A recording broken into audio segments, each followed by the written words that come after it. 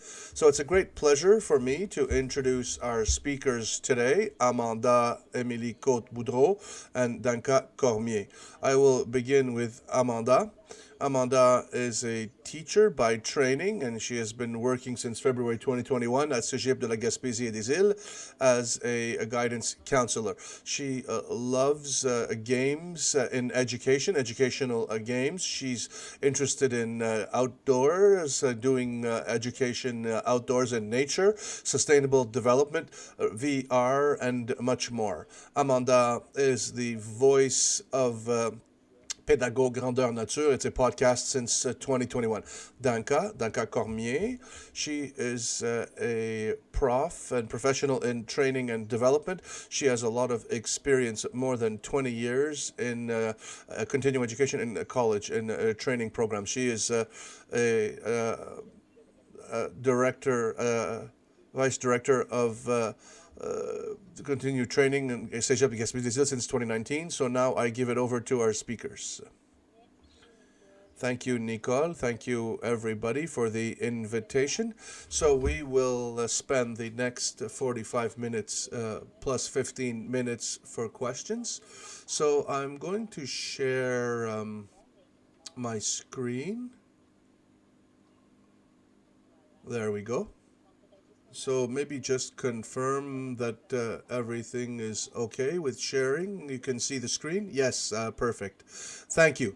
So welcome to this webinar, the Pédago, grandeur, nature podcast. I am Amanda Émilie, and you will see Danka may pop in when she opens up her camera. Danka Cormier, who is a associate director at Cégep Gaspésie des Îles. We are together for this presentation. These are the subjects we will cover. Pédago, grandeur, nature podcast. We're here to learn. It's a podcast that is all about pedagogical development and introduction that is pretty specific. I'm going to talk also about the material used in our case. So don't think that we are experts at everything to you that we can use in our podcast, but I'm going to talk to you about ours and how we do it, and the process of creation in a pedagogical context, and the excitement that it created in the profs at Cégep Gaspésie des Îles, and the partnerships we created with other services, and the advantages of podcasting, the benefits. I'm going to talk about a few experiments we tried. So the podcast, I had the idea of letting you listen to the podcast and not present it myself. So I'm going to give you a short piece of welcome. Cégep de la Gaspésie des Îles welcomes you. This podcast is an information podcast. The idea is around pedagogy, to explain the world of teaching and showing the victories and best practices. Amanda Émilie Côte-Boudreau. I am a guidance counselor, and I will be in your ears to guide you through our episodes.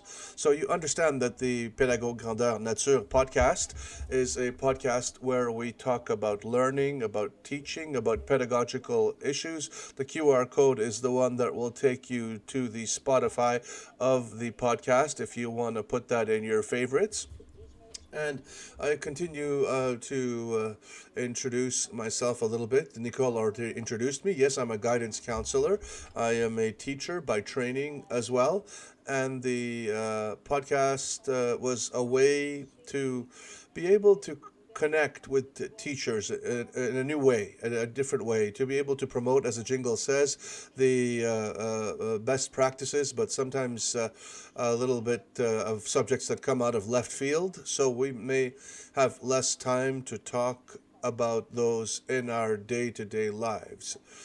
So in regular kind of workshops. So I I will explain the name, Pédago, grandeur, nature. We have a slogan for Cégep de la Gaspésie, Cégep, grandeur, nature. So, nature-sized Cégep. So it would be normal to say that it's a nature-sized podcast, Pédago, grandeur, nature. So it fits with us. We have 4 campuses, Gaspé, Carleton-sur-Mer, Grande-Rivière, and les Îles de la Madeleine. The balado Pédago Grandeur Nature, the podcast Grandeur Nature, nature-sized pedagogical, if you want to translate it that way. We have worked around this in the last with the last few years to be able to create an event, some excitement for each episode. And I have with me, this is a page from our private site, Cégep de la Gaspésie.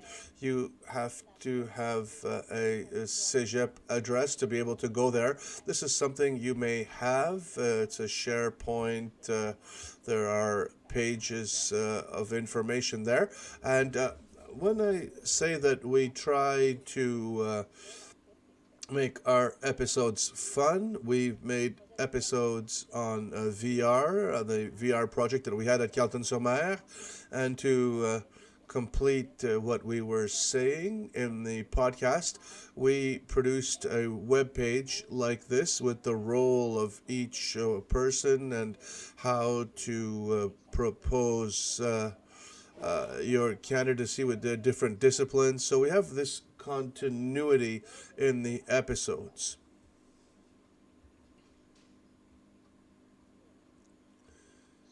I already said that our podcast, the central themes are around teaching and education. So when I created the workshop, I took each of my our episodes and I put a few words to describe the episodes in a word cloud generator. And at the center, we have learning, education, that we see in each of our episodes. And I thought that it was very interesting because we have disciplines also that fit into this philosophy, phys ed. So we had subjects, as I said, subjects that were more out of left field. So teaching personnel, gaming, educational games, adaptive services. We can see here at CUA, Universal Conception of Education, CUA in French. So we find this throughout our podcast. So with this list of subjects and themes, I thought it would be interesting to talk about the pedagogical intentions of the podcast. Because we are a pedagogical team, we take actions that are related to pedagogy and education. And the idea here is to democratize this big machine that we look at with interest. We call podcasting, but it's we can see a lot of them at Audio or Spotify. There are tons of them. So the other intention is having democratized that, giving encouragement to the teaching staff to jump in, to participate in these podcasts. So I'll give you some statistics that I found very interesting. And I've done my homework, and these statistics were taken a few days ago, were captured a few days ago when I was making the PowerPoint. I thought it was very interesting because some of them have changed since I gave the workshop in Gaspésie last June. So the La Classe qui rit, which is Guy Angelord, which is the episode that was the most listened to. We were at 37. We're at 50 now. So for us, it's a good performance. I would invite you to look at the theme of our episodes. La Classe qui rit was humor in the classroom. We have pedagogy in nature, transformation of education. with the technology, but we continue like this, the human-centered education, ecosystem and aquaculture. So we have all kinds of subjects and themes. I wasn't able to make a direct correlation between the themes and the listenership we generated, but a certain correlation with the number of listeners and the time of the episode. So we tried many formats. I think 35 and 45 minutes is the ideal format from what I can see from the statistics. Of course, there's when we have invited guests, sometimes it helps with promoting the episode. I have with me with this image on the right the target audience age. We are in the really teaching age range, 35 to 44, which is the biggest part of the new teachers that come on to the market. Since June is the 45-59. It's new strata of teachers. Maybe it's another type of teacher. One of my dreams is the 23-27s that could represent our future teachers, those who are still in school, that they may discover our podcast and maybe listen to it, follow us for inspiration in their teaching career coming up in the future. Why a podcast, which is directed by the Pedagogical Development Service? I already said that it was because we want to democratize the podcast and bring in teachers and make them interested and have listeners. And so it was in the beginning we wanted to do pedagogy outdoors, outdoor education, and we wanted to give information, and we created a podcast for that. And finally, we loved the process so much that we decided to continue. We're at 36 episodes now, if memory serves. And this allows us to, and this is the virtuous circle that's here on the bottom there, and I did it myself just for fun. So as a team of guidance counselors, what brings us to inform ourselves on these subjects? Do we look at a certain subject and be up to date on that subject to be able to do a good episode, to be able to inform people? And so there's a kind of knowledge that is encouraged with the usage of new technology.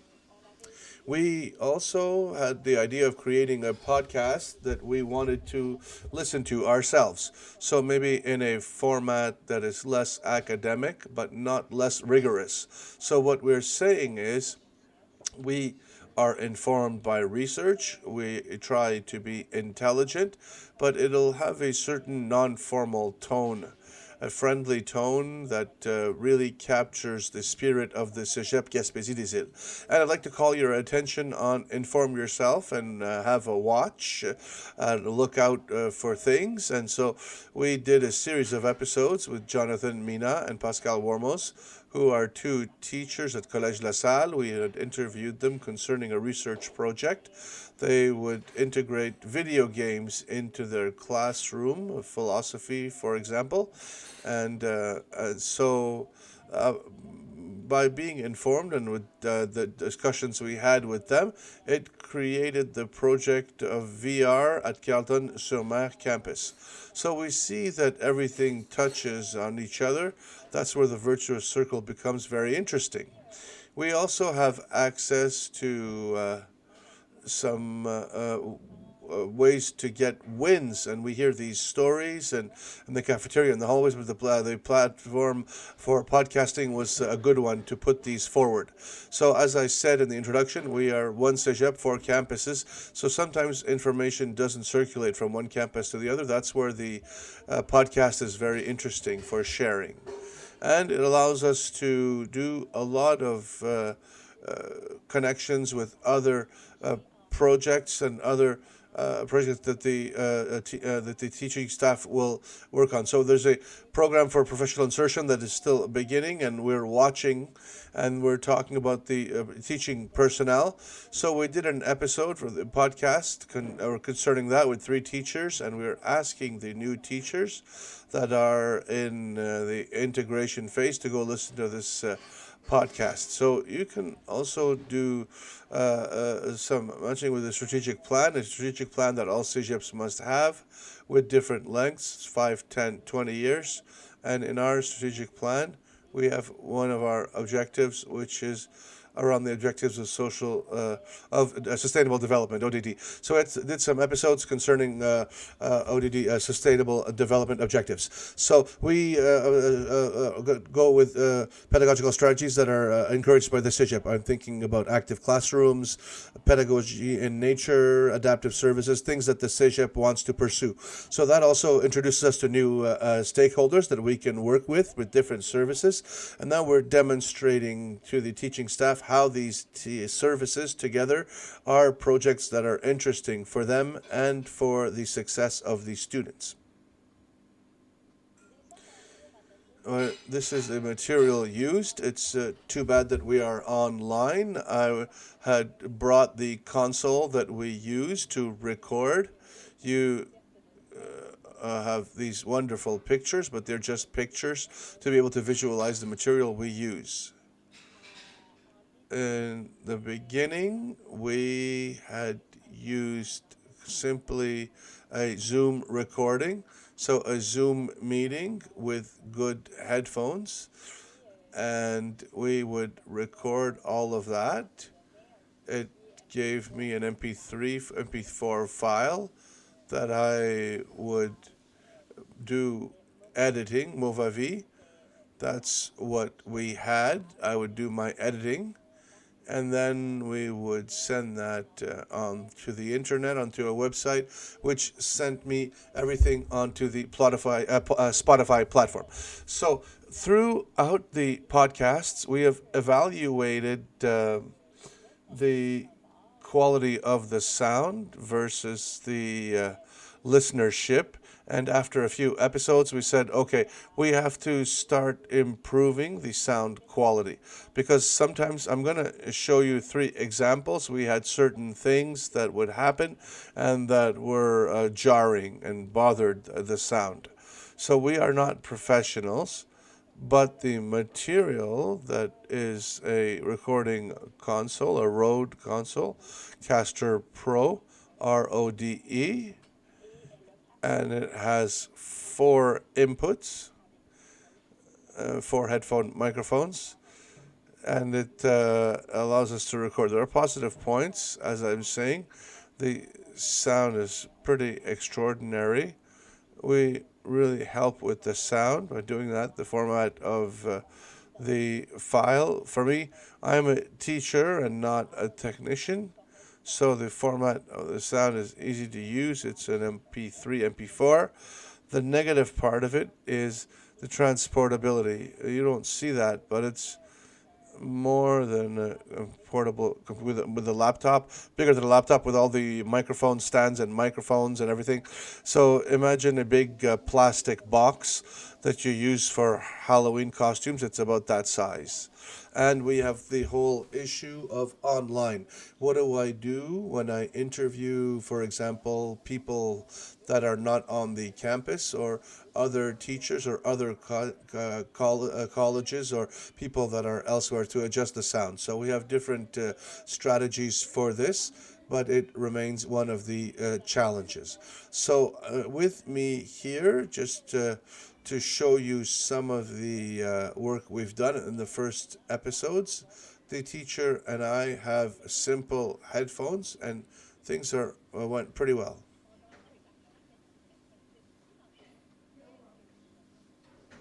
Can you explain what is sustainable development? Well, sustainable development is an idea from 1987. So we hear both voices are about the same. Even if you hear it in the car, there's no real issue. We don't play with the sound. But from time to time, we had on my end or the interviewee's end a microphone that was a bit better quality, and then the sound starts to be onerous. Hello, Amanda. Oh, sorry. So I think that it affects my teaching. Yes, and you saw the positive emotions related to humor before you use it in the classroom. Yes, and what's funny is in the beginning of my career, I would say to people that the fact that so we have Guy here with a very radio voice, a bass voice that could read an audiobook, and we have me that sounds like I'm in a tin can. So there was something in the audio that was a bit bothersome. And here I'm going to show you a clip where it's the episode of the three teachers that talk about the teaching staff, and there are four of us around the roadcaster. The sound is better. Hello from the Pédago, grandeur podcast. Today is a special episode. I am surrounded by three teachers from Carleton-sur-Mer, Jonathan, Michel, and Vincent. Hello. So it makes us to go up another level in professionalism to use this console. There are still some details to manage, but usually it goes well.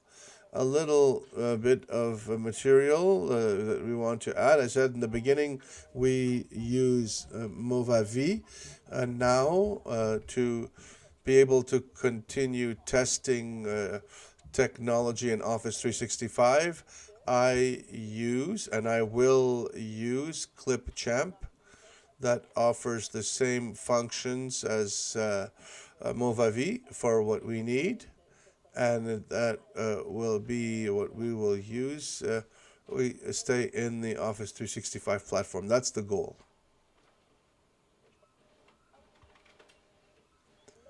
When the episode is recorded, we have to do the editing, and once that's been done, that file is still on my computer, but it's still a local version. My objective was to use a website that would allow me to transfer it easily on Spotify. Why Spotify? It's a choice we've made. A lot of other platforms exist, but Spotify met our needs and was well known by me and by the team. And we found Creators Spotify, where sometimes on Google you can search for Spotify for podcasters, and we simply need to register for that, and we can then transfer all of that. There's a lot of other options. We know that one. I know there are others who prefer other options. For us, this one does the job. This app, this website, has had a lot of updates since we began. The website doesn't look anything like it did. A lot of positive updates. In our case, we find that things go smoothly on Spotify. We can see there's a host screen, and there's it's pretty well laid out. And I'm just to give you a bit of a laugh. In the beginning, when I said there were some bugs in the system, for the most experienced people on Spotify, we give the chronology of our episodes. And at the bottom on number 4, it was supposed to be number 1. We don't know exactly why the order got changed, or with the communications they tried to, it was a kind of a 21st of December. We wanted to make some adjustments. We wanted to change our vignettes, and all of that got mixed up. The chronology wasn't following, and it was a problem for Amanda, who's not ready to manage all of that. We will see if the chronology of our episodes comes back in line, but it's just to show you how we are not professionals, but we are involved, and we don't have to be a professional to be able to create a podcast. That's what you must remember, because the important thing is not necessarily how to publicize or how you export the podcast. The important thing is the contents. And I think after 36 episodes, we can see that what we have on the inside is brilliant, relevant, and rigorous. I will bring you through the creative content process.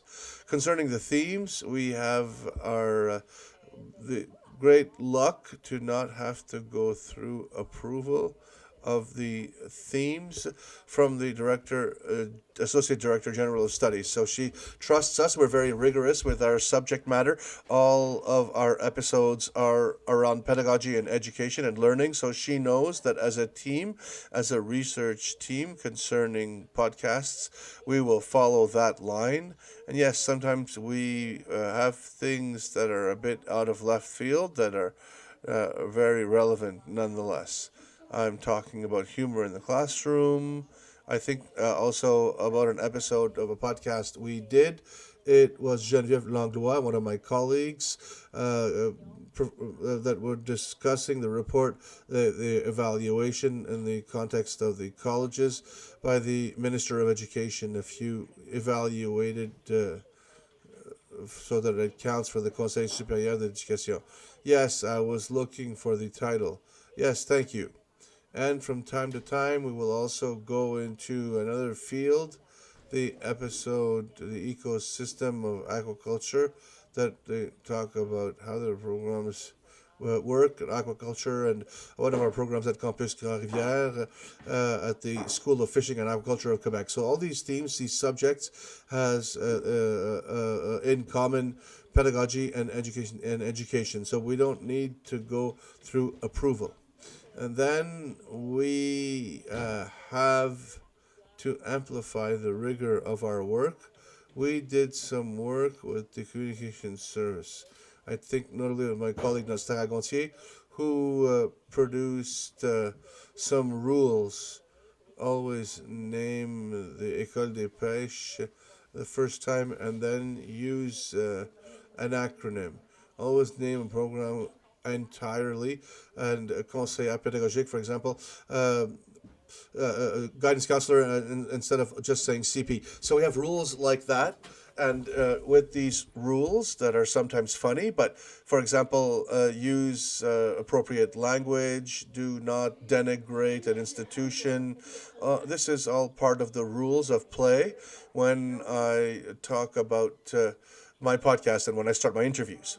So we also choose the content with a certain watching the social networks, watching LinkedIn and the pedagogical review of Occupésie, the different newsletters that we subscribe to, different subjects that are interesting for informing our podcast. So some subjects, for example, that came from Occupésie's newsletter, and we created an episode on interdisciplinarity on that, on an interdisciplinary program between project between philosophy and literature. We will find that on episode 2 with Arissa and Felix, two teachers from École des Pêches. We will do an episode 2 in the fall. So we really have something that's part of our ethos to get ideas from everywhere to create our podcasts. We really go through contacts, whether it's be people inside our institution or outside. We send an email, we explain the podcast, and there's also a will for me to reduce the stress of the people interviewed. I'll give them the questions in advance. We can meet in advance. There's always a bit of a me side that I could say I don't know. I don't want to know all the answers I'm going to be given, because I want to be able to react naturally for certain pieces of information I will receive. I find that it gives rise to a more conversational role. I'd like that quite a bit. And so when we get into recording for a show of 45 minutes, I would say an hour 15 on the schedule. There's always some time, an ice breaking kind of thing, even before I record. The idea is to get the participants to relax, especially if they are alive. The equipment is pretty impressive, so we come and speak at the microphone. It's pretty impressive. We see how it works, and just to get used to everything and relax a little bit. And then I wanted to talk about the prep work for our guests. So you can see here in the corner, there's me and two of my colleagues, Arisa and Eloise. We recorded an episode around the universal conception of learning in literature. And we found that we were pretty funny. We were funny when we came in the morning with the Cégep. Obviously, it's not because we were dressed the same as our. That doesn't mean that what we're saying is not rigorous, and so I would invite you to go listen. So for the preparation of guests, the fact that they have the questions in advance, they said that it was much appreciated, and they can answer in a more structured way, especially if there are two guests or more. They can divide up the questions so they don't talk over each other. They can do some research as well. And the team, and myself and the team, we don't want to do a live discovery, but it's always interesting to have something to support and drill down on the questions. So that means that the guests, I give them some time. We give them time to build interest. They're interested in coming and sharing something. Most of the time, 99% of the time, they're happy to come and talk about their projects. They're happy to share, okay? And so what the interesting part is the reception from the teaching staff. We were able to, our intention was to encourage the teaching staff to participate. I will give you three examples. An oral evaluation that is done in a formative way by one of our teachers in English. The teacher, it's been many years, always teaches the same thing.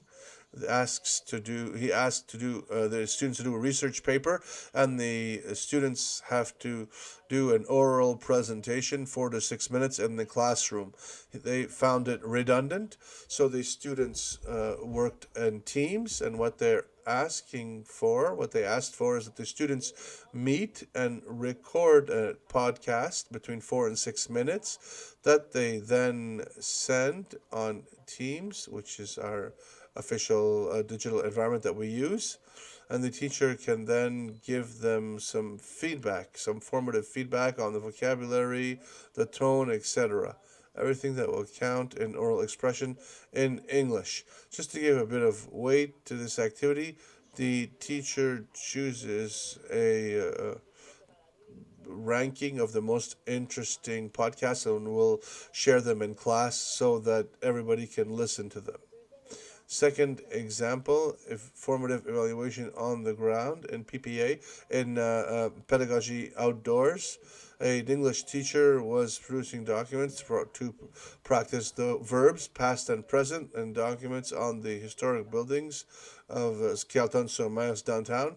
So spends a lot of time in the classroom like that. Then he would invite the students to go outside, find their building, and observable recognition and of what was exchanged versus the historical document, and to keep that in mind in class and produce a text describing past, future, and what's different. And instead of doing that in writing by an oral presentation, they decided to do it as a YouTuber with the phone and do a self-portrait and to name orally in English, of course, what is different with the building presently and in the past. And once again, the students, with the platform that we use, and the teacher receives them and can grade them. So we finally, what you have here, what you see in the teacher, we have extracurricular activities that got created around that. There's the QR code.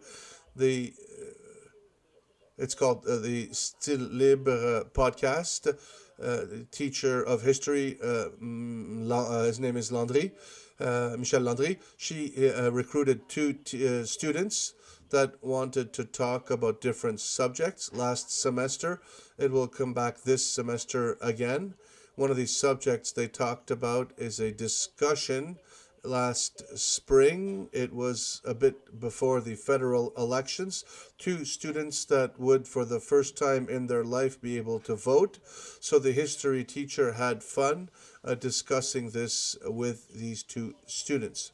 So we really have an interest, and you see here on the photo on the console, the podcasting picture you see there.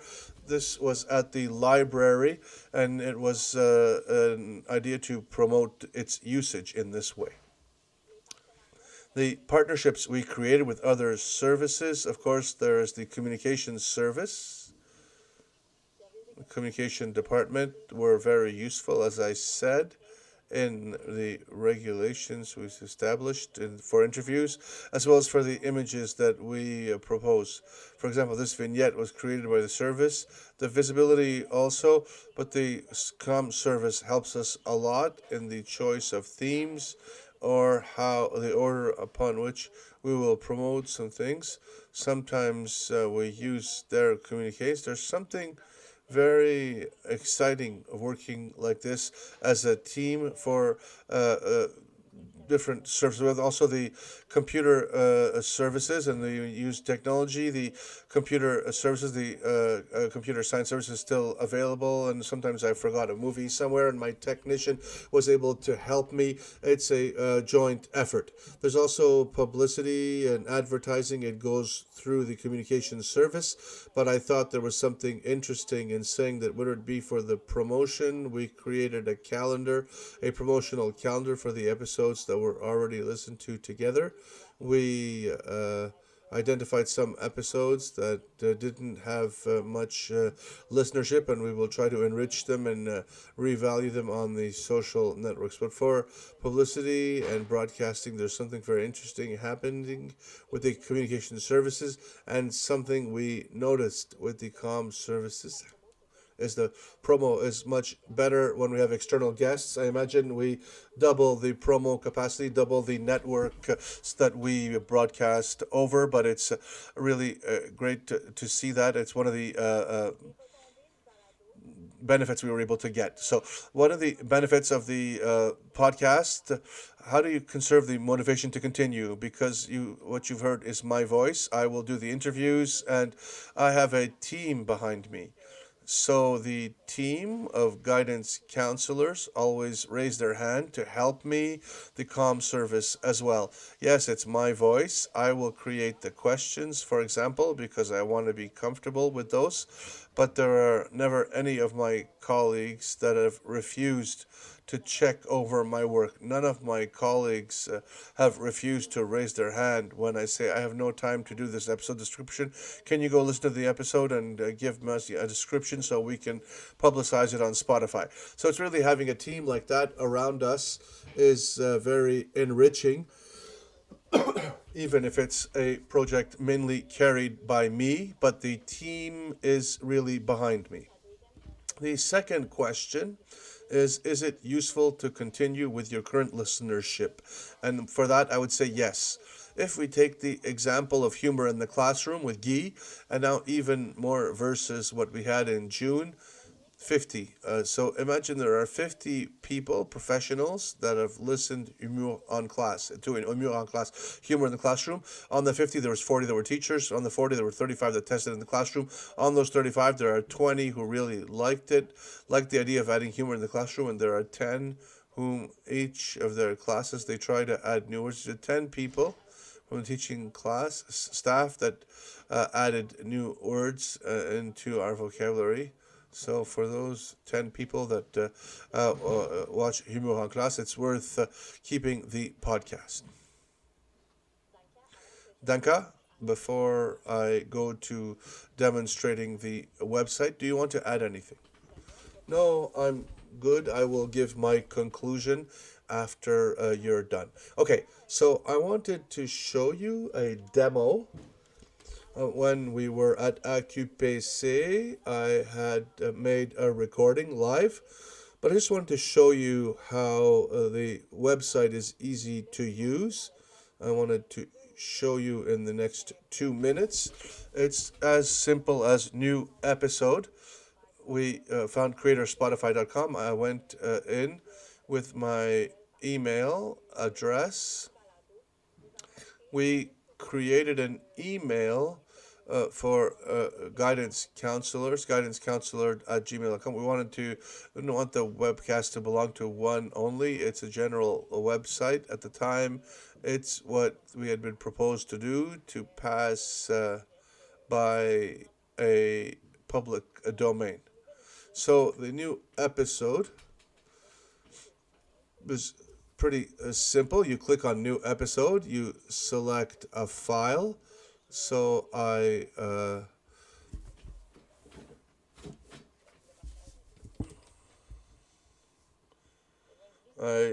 put in my file, I upload my file.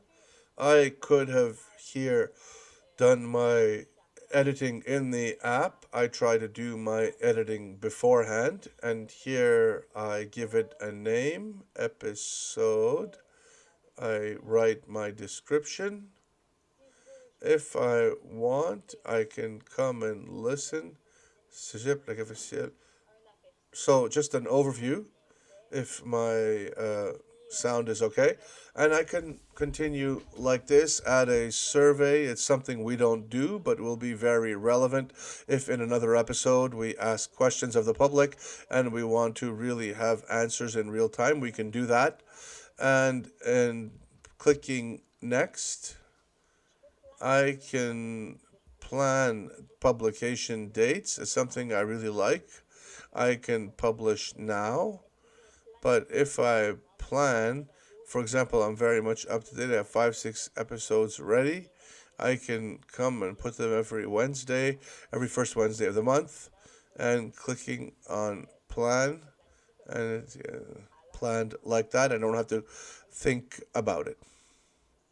And here I will record because I want to show you in the episodes here. It's really easy to use.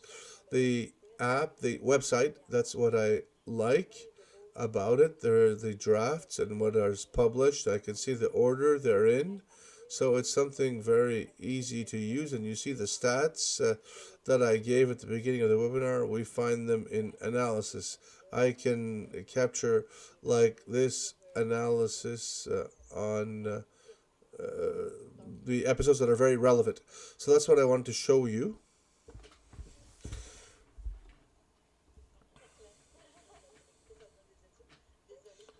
Sorry for the rocky start. We are better on Zoom, but Teams didn't work so well for me today. But Amanda talked about the listenership versus, but through all of this, during the time, Amanda Emily spends time on producing and inviting people to the meeting that present the webcast. It's research time on her end, and it's time for colleagues, research time for colleagues as well. Our guidance counselor team, it allows, and each time there's a podcast, there's not just a podcast that touches on this pedagogical approach, this theme of research. We also have a section around pedagogical development. There are pages that support or are supported by the podcast. We have see the podcast around the themes around a ped day or a certain training or an educational approach. It allows us to offer another alternative to be able to develop certain themes that are important to us and our teaching staff. And I missed the beginning, but I think she didn't mention the idea behind all of this. The first time we did a podcast is that the slogan of Cégep de la Gaspésie is nature-sized education. In our strategic plan, we had outdoor pedagogy and implementing external classrooms, outside classrooms. Amanda had a meeting with Jean-Philippe Ayot-Baudet for Université de Sherbrooke on external pedagogy, and I said, and record your conversation so we can see what the colleagues, what we can use. It's like a podcast. We have questions, we have conversation, But we started from that. The podcast one was a bit that I was looking at, and I saw in the questions, or did the podcasts have a concrete impact on the pedagogical life of the Cégep? So I remember a colleague that is a guidance counselor at adult education that is the AEC guide program that she takes care of. She said when she walks in Parc Forillon, what she had in her ears are the podcasts of Grandeur Nature from the pedagogical development team. So earlier there was Virtuous Circle that Amanda was talking about. We're in that. It's simple to really easy to go somewhere else and to be brought elsewhere. But for those who are listening to us, it's not as involved. But you start it, you stop it. And with our campus on 4 different locations, we do a lot of driving, a lot of walking. So the podcast became something that was close to our daily life. It's part of what we do. So that's a bit the end of it. Why do I continue is to be able to share our reflections. And I'll give you the QR code for our podcast. But I would also, in June last, I had used AI to give me ideas. And finally, I hadn't looked at any of these ideas that were given to me, but I kept the idea of the conclusion. The podcast allows us to bring the human voice in pedagogy, to be able to discuss around a subject, and that's why the podcast remains important. So I'd like to thank you. There's a question by Martine. We use Spotify for our podcast. No, there's no cost. And of course, we don't monetize. We don't do any of that. So I can't give you more information, but no. Creator Spotify is free, and it's on Spotify for free. Bravo for your presentation. You answered the 3 questions I was wondering about, but for me, the most pressing are the benefits. You talked about that. Do certain podcasts have a concrete effect in the life of the college or teachers? And I see that yes. So I think that it must be very gratifying to see that what you're doing is useful. And now I imagine that there are teachers also who share with you interest towards certain themes. Do you do consultation or? Yes, we never went through official consultation. We go through the guidance counselor. So the best practices, special projects that a teacher can do. If we think of outdoor teaching, we went and spoke to teachers that were in outdoor classrooms, and we looked at how they use technology for outside classrooms and how they do it in general. So it's the idea is to spread word of mouth so that people want to come to the podcast and are ready. Do you have things to add? I know that there was a question of talking about the Hattie method. Can you talk about that for 2 minutes? Yes, no problem. So Hattie is a researcher, does meta research. He uses big data sets. And I talked about that with 2 of my colleagues who were guidance counselors, Julia Arsenault and Karen Deraspe, and we looked through the research. So Hattie's research. So it's a great discussion. It's one of the podcasts that I really love to listen to. I find that in the discussion there's a lot of respect and collegiality. But we talk about that, about criteria that Hattie puts forward and uses in his research as a winning conditions for education. So it's very interesting.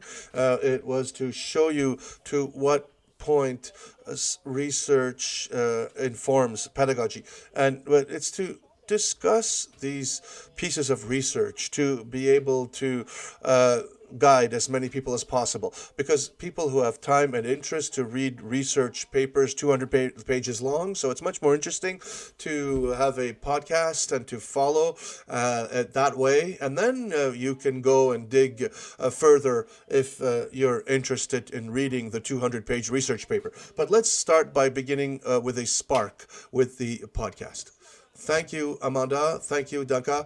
I hope that I will meet you in person at our next conference. And thank you to all the participants. I would ask people to fill out the appreciation survey. It's very useful for us. And as I was saying, next week, Martine came to our presentation, Martine Saint-Germain and Juliane Mongrain, who will have a webinar on teaching with humanity, the humane side of teaching. It's a cooperative learning kind of thing, and we hope to meet you in person one day. And thank you to all the participants. Thank you. Have a wonderful day. Thank you. Goodbye.